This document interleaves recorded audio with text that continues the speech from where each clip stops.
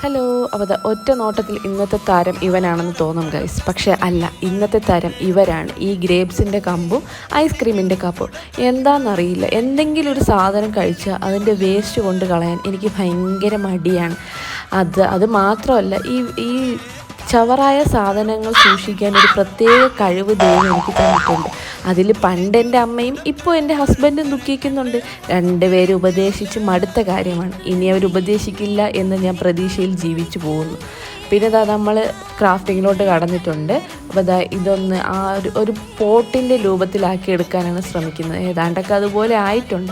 പിന്നെ നമ്മുടെ ഈ ഗ്രേപ്സിൻ്റെ കമ്പിൽ ഇതുപോലെ ചെറിയ ചെറിയ ഉണ്ടകൾ ഉരുട്ടി അങ്ങ് വയ്ക്കുവാണ്.